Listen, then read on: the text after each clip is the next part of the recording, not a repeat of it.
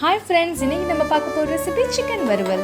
கடாயில் 5 spoon oil ஊற்றி 1 spoon சோம்பு போட்டு சோம்பு நல்லா பொரிஞ்சதுக்கப்புறமா ஒரு பெரிய வெங்காயம் 10 சின்ன வெங்காயம் ஒரு கொத்து கருவேப்பிலை சேர்த்து நல்லா வதக்கிக்கோங்க. இப்போது 2 ஸ்பூன் இஞ்சி பூண்டு பேஸ்ட் ஒரு தக்காளி சேர்த்து 2 நிமிஷம் நல்லா வதக்குனதுக்கு அப்புறமா 1/2 ஸ்பூன் மஞ்சத்தூள், மிளகாய்த்தூள், மல்லித்தூள், ஜீரகத்தூள், சோம்பு தூள் எல்லாமே ஒவ்வொரு ஸ்பூன் ஆட் பண்ணிக்கோங்க. தேவையான அளவுக்கு உப்பு, 1/2 கிலோ சிக்கனையும் ஆட் பண்ணிட்டு நம்ம நல்லா வதக்க போகிறோம். எண்ணெயில் தான் வதக்கணும், கொஞ்சம் கூட தண்ணி ஆட் பண்ணக்கூடாது. நம்மளுக்கு சிக்கன்லேருந்து வெளியே வர தண்ணியே போதும் அந்த சிக்கன் வேகிறதுக்கு.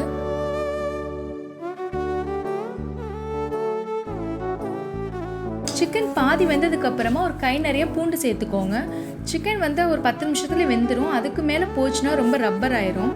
அதனால அந்த டைமிங்கை மட்டும் ப்ராப்பராக பார்த்துக்கோங்க. ஃபைனலாக 1 ஸ்பூன் மிளகுத்தூள், ஒரு கை நிறைய கொத்தமல்லி இலையும் ஆட் பண்ணிவிட்டு நம்ம 1 நிமிஷம் வதக்குனதுக்கு அப்புறமா ஸ்டவ்வை ஆஃப் பண்ணிடலாம். இந்த மாதிரி கண்டிப்பாக செஞ்சு பாருங்கள், அட்டகாசமாக இருக்கும்.